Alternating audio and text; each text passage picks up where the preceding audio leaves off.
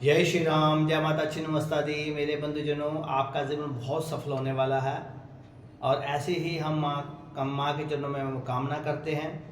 आप सदैव हमारी जो वीडियो देखता है, लाइक से और सब्सक्राइब करता है, माँ भगवती पे विशेष अनुकंपा बना के रखेगी। और हम सभी आपसे बातचीत करने के लिए ही हम लोग आए हैं और आपकी बातचीत सुनने के लिए भी हम लोग तैयार हैं। सदैव आपकी समस्या का निदान ढूंढना ही हमारा काम है। तो मेरे बंधुजनों, हम बातचीत कर रहे हैं अगस्त मास में मीन राशि वालों के लिए कैसा व्यतीत होने वाला है ये अगस्त मास। आइए जानते हैं। अगस्त मास वालों, आपको 2025 जो महीना है अगस्त मास, आपके लिए मिले जुले ही परिणाम मिलेंगे, क्योंकि सूर्य का इस समय गोचर में जो प्रतीत है वो कर्क राशि में है 16 तारीख तक। कर्क राशि का सूर्य ज़्यादा कोई फलदायी नहीं माना जाता शास्त्रों में, इसलिए आपको ज़्यादा परिणाम उसके नहीं मिलेंगे। लेकिन जैसे ही सूर्य भगवान अपने सठ स्थान में 17 तारीख के बाद आएंगे तो आपके बहुत से फल आपके अनुकूल होना शुरू हो जाएंगे, इसलिए मिला जुला ही फल आपका ग्रहण करना होगा आपको। ऐसे में सूर्य के अनुकूलता का जो परिणाम है वो समर्थ और असमर्थ दोनों ही आपके साथ चलेंगे, तो इसमें आपको अच्छा भी लगेगा और थोड़ा बुरा भी लग सकता है ये मास। लेकिन चिंता करने की कोई बात नहीं। उसका कारण ये है कि अगर आपका पंचम घर में सूर्य भगवान है तो चतुर्थ घर में भगवान देवगुरु बृहस्पति और शुक्र का योग भी बहुत अच्छा है। बृहस्पति केंद्र स्थान है, लक्ष्य दोष विनाशः शास्त्रों में लिखा हुआ। अगर बृहस्पति केंद्र में आ जाता है तो पूरे 1 लाख दोष कुंडली से दूर करता है वो। तो आपका केंद्र में बृहस्पति आपको काफ़ी हद तक सपोर्ट करेगा, क्योंकि आपका जो है 2 केंद्रों का मालिक होगा। तीसरे केंद्र में और त्रिकोण में विराजमान होना बृहस्पति का जब बहुत अच्छा फलदायी होगा आपके लिए। आपको यहाँ रुके हुए कार्य, असमर्थता, पूर्णता, विजय प्राप्ति, कोर्ट कचहरी में विजय होना आपके लिए स्वाभाविक ही फल लिखा गया है। हमें अपनी ज़िंदगी में कुछ चीज़ों के लिए करना ही होगा। हमें कर्म जो है हमारा बलवान होना चाहिए, तो हमें इसका फल अवश्य मिलेगा। राहु का इस महीने को ज़्यादा अनुकूल फल नहीं है हमारे, क्योंकि द्वादशेष राहु हम हमेशा पैसा तो बहुत लेके आता है हमारे जीवन में, लेकिन उससे ज़्यादा खर्च करवा देता है जीवन में, संघर्षशील बना देता है हमारे जीवन को। इसलिए राहु का जो है कि एकादश घर में इतना ज़्यादा अच्छा नहीं है, लेकिन छठे घर में बैठा हुआ केतु हमें जरूर फल देगा। हमारा मातृपक्ष से, मासी फूफा की तरफ से आपको काफ़ी सहयोग मिलेगा। शनि का भी गोचर कोई इतना अच्छा नहीं माना जाता लग्न में। आपके मीन राशि में शनि का प्रभाव और 6.5 का प्रभाव आपके जीवन में है। अगर आपके कर्म बहुत अच्छे होते हैं तो आपको फल बहुत अनुकूल मिलेगा, अथवा आपके अनुकूल फल नहीं मिलने वाला। जो लोग दाम्पत्य सुख की इच्छा ढूंढ रहे हैं, विवाह आदि की इच्छा कर रहे हैं अभी, उनके लिए मंगल सप्तम घर का अच्छा नहीं है, शनि लगन का भी अच्छा नहीं है, दोनों के लिए अच्छा स्वभाव नहीं है। लड़ाई झगड़े से आपने थोड़ा बच के रहना होगा, अथवा आप कोर्ट कचहरी में आपको घूमना पड़ सकता है। पुलिस थाने या जेल यात्रा का योग भी भरपूर आपके जीवन में समय बन रहा है, थोड़ा अपने समय बरतना होगा। आपका संशय आपके जीवन में अच्छा फल देगा। संशय आपको अपने जीवन में दुर्लभता क्यों लेगा, इसलिए आप संशय से बाहर निकलकर अपने आप को शांत स्वभाव से रखकर अपने समाज में विचरण करें, तो आपके लिए बहुत स्वाभाविक होगा। कैरियर के स्थान में हम लोग अगर हम ध्यान करें तो बृहस्पति इस महीने में कैरियर के स्थान में सीधी दृष्टि से देख रहा है और वहाँ शनि की दृष्टि भी है, तो शनि की दृष्टि अलबत्ता ज़्यादा स्ट्रॉन्ग मानी जाती है, इसलिए बृहस्पति का वहाँ प्रभाव थोड़ा कम हो जाएगा। लेकिन फिर भी आपको, अगर आप काम कोई बिजनेस करना चाहते हैं, वो धीरे धीरे बिजनेस अपना शुरू कर सकते हैं। एक साथ पैसा बिजनेस में नहीं लगाना, अथवा आपको भारी नुकसान उठाना पड़ सकता है। मीन राशि वालों, बृहस्पति कोई ऋणात्मक परिणाम तो नहीं देगा आपको, लेकिन आपके अनुकूलता भी कोई प्रमाण देने वाले कार्य नहीं कर पाएगा जहां बैठे हुए।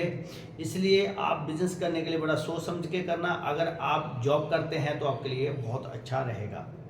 भाग्येश मंगल की दृष्टि भी आपके कर्म स्थान पर भी रहेगी, और इस कारण आपका मेहनत करने का कोई ज़्यादा नहीं घबराएंगे। मेहनत आपका करना कर्तव्य हो जाएगा, आप अपने आप को मेहनत करते चले जाएंगे। फल उसका कम न्यून होगा, लेकिन ख़त्म नहीं होगा। मिलेगा जरूर, खत्म नहीं होगा। और हालांकि शनि की दशम दृष्टि आपके कर्म स्थान पर भी रहेगी, इस कारण आपके लक्ष्य को प्राप्त करना थोड़ा कठिन जरूर करेगा, लेकिन नामुमकिन नहीं कर सकता। वो धीरे धीरे आएगा, लेट आएगा, ये उत्तरार्ध में आपको उसका फल सब मिलना शुरू हो जाएंगे। व्यापार व्यवसाय में जुड़े मामलों को इस महीने समझदारी से काम लेने की जरूरत है। ज़्यादा पैसा कहीं नहीं फंसाना, क्योंकि आपको 6.5 के प्रभाव को झेलना पड़ सकता है। और इस महीने काफ़ी हद तक अनुकूल परिणाम आपको मिल सकते हैं। तुलना करेंगे इस महीने पहले से कुछ कठिनाई रह सकती है, लेकिन दूसरे हिस्से में आपके कठिनाइयों का दौर कम होता चला जाएगा। अगर हम आर्थिक विषय में बातचीत करते हैं तो आर्थिक मामले बातचीत इस महीने आपका लाभ भाव में स्वामी शनि पिछले महीने में आपके पहले भाव में विराजमान रहेंगे। साथ ही शनि ग्रह आपके नक्षत्र में भी रहेंगे और महीने में अधिकांश समय बुध के नक्षत्र में रहने से बुध के व्यापार में थोड़ी सी विघ्न उत्पन्न करने का कार्य जरूर करेंगे। अंततः लाभ मामले में कुछ रुकावटें देखने को मिल सकती है और आपको कुछ फायदे भी मिल सकते हैं, लेकिन रुकावटें ज़्यादा दिखेंगी, इसलिए आप ज़्यादा नुकसान पर ज़्यादा ध्यान देंगे। और आप आने वाले समय पर आप सामने वाले को धन भी दे सकेंगे, उनसे धन ले भी सकेंगे। ऐसे आपको उधार भी नहीं दे सकते जब आपका कोई समय अच्छा नहीं हो। इस मामले में महीना धीमापन और रुकावटें देने का कार्य करेगा। आप इसमें चिंता नहीं करना, चलते रहना आपका कर्म बनता रहेगा, आपके लिए अच्छा फल होगा। अगर हम स्वास्थ्य के विषय में बात करें तो आपको इस महीने में थोड़े से पेट की समस्याएं हो सकती हैं। पेट खराब, मौसम ऐसा ही है, और उसके बाद भी खाने पीने बदहजमी का आपको प्रकोप झेलना पड़ सकता है। शनि लग्न में बैठे हुए हैं, खाने की मात्रा संलग्न कर देते हैं, इसलिए थोड़ी दिक्कत होती है। सिर दर्द, बुखार इत्यादि होना आपके लिए स्वाभाविक हो सकता है, लेकिन इसके बड़ी गंभीर समस्या आपके जीवन में आने की कोई डर नहीं रहेगा। हालांकि 13 अगस्त के बाद गुरु अपने नक्षत्र में रहेगा और तुलनात्मक बेहतर रक्षा सुरक्षा देने का ये काम करेगा, तो चिंता आपने नहीं करनी है।